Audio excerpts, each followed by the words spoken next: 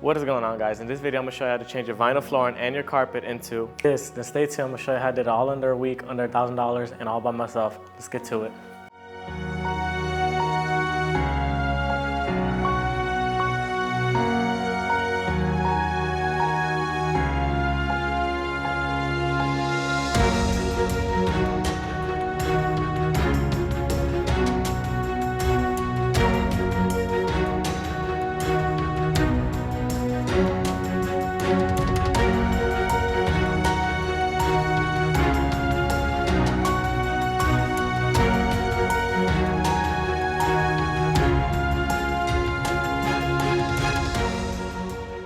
So here's a few items that will make life easier. Do I recommend purchasing all these things? Yes, because I realized that time is money, and that even includes your home projects. So the vinyl has a piece of plywood underneath it that's really thin, and I think this hammer drill is going to do the trick. I also have an osculating tool for the edges around the door. Here's a floor scraper for when I lift up this carpet. The staples that remain will have to be removed to this. And here's to pull off the existing trim around the vinyl, which I'm trying to save. Carpet cutter and a pry bar just in case. And of course, the utility knife. And the rest of those tools are to install the flooring, and of course, knee pads. So I'm all about saving money, and this part I'm gonna show you. So if you have vinyl already, you already know you have existing trim on there. You wanna save it? Cool. So I'm gonna show you how to do that.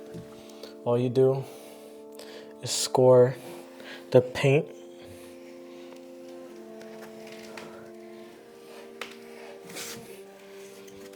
This ensures that you don't pull up any paint that's already on the trim. But regardless, I'm gonna paint this, but this is just for people that want to do it the clean way and not peel paint everywhere. So yeah, you score that. You start on one end. This is a trim puller.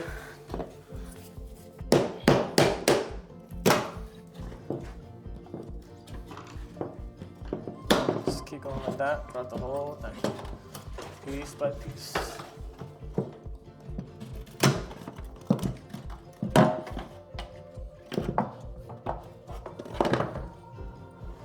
Pull it.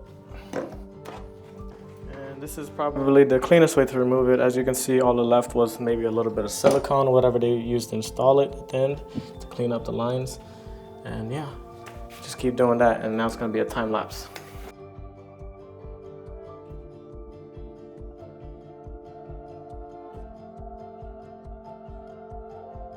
Here's all the trim. I maybe broke one piece, and this saved me around, I want to say around $80 to $90 just in trim material. But then again, I'm gonna have to reinsert it and then paint everything. So yeah, this is a good way to save money, is to use things that are already there.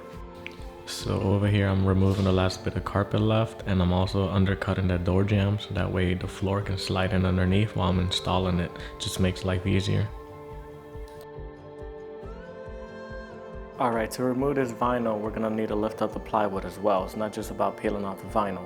So the best way I think I found is to use a hammer drill, safety glasses, and just a lot of work. Let's go. Using the hammer drill with the scraper attachment, I made it fairly easy. The method I used to use before was a pry bar and just prying everything up. So this is extremely faster.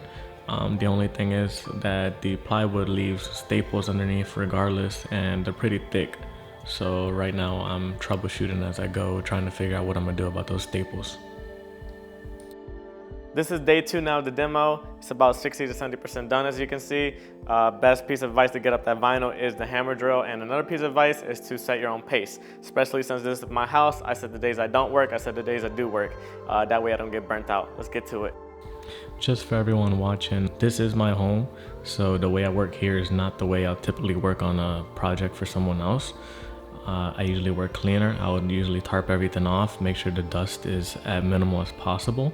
But yeah, just to let everyone know, because this is not how I work. And also I'm going to Greece in a couple of days, and I'm trying to finish it as quick as possible, but still trying to keep it neat and professional, at least for YouTube. So I just ran into an awesome issue. These staples that were holding down the vinyl, the little plywood that's underneath it, are about 2 inches long, and they're very thick, thicker than the staples that hold down the carpet underlay. What that means is that when I'm laying down the floor, I'm going to have to hammer everything down as I go. That is the most efficient way. I've already tried other ways. I have a scraper attachment for my hammer drill, it's not getting it. I have a floor scraper and a stand-up floor scraper, and they're not getting it. So yeah. So if you haven't seen my other videos on how to install flooring, specifically luxury vinyl planks, well, go watch it, because I have a bunch of videos explaining the same thing over and over, except luxury vinyl is a little different than laminate. I find it easier to install. I find it easier to install around the corners and inside the closet areas, which is usually the hardest place to install laminate. So yeah, with that being said, I guess the quickest rundown to install these is to go at one piece at a time. Usually with laminate, I would say do the entire row and then install it. But for luxury vinyl planks, you can actually do it just a piece at a time. And that's what I'm doing here. I'm hammering down all the staples that are sticking up, and I'm installing each piece as I go. I feel like that is the fastest method.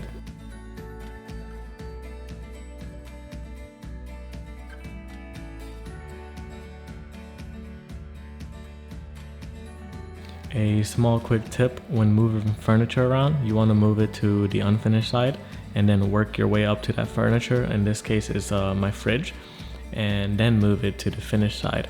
That way you have less chance of nicking the floor, and if you do, you can easily replace it as you go. But yeah, that's probably the best way to do it. I want to take this time to thank everyone who has subscribed. I now have over 300 subscribers, and for everyone that has liked or commented the video or even shared it, I appreciate all of that.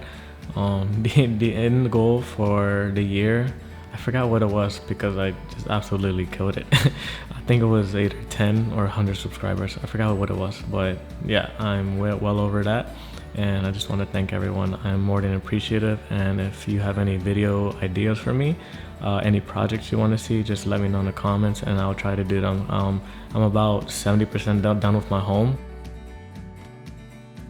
And that about does it for the floor. Next is the trim. I like to cut everything with a miter saw, everything at 45s, and then I meet in the middle with an osculating tool. And that gives me a clean result, and it is probably the most efficient way possible that I found to do trim. I just got done with the final part of the trim. If you have any questions, please leave them in the comments. If you enjoyed the video, thumbs up it, and please subscribe if you haven't yet. And I'm gonna just walk around showing you everything.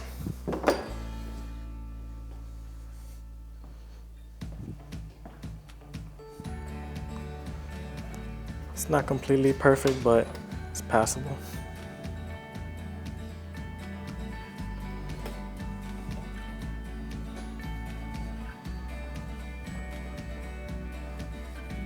I'll see you guys in the next one.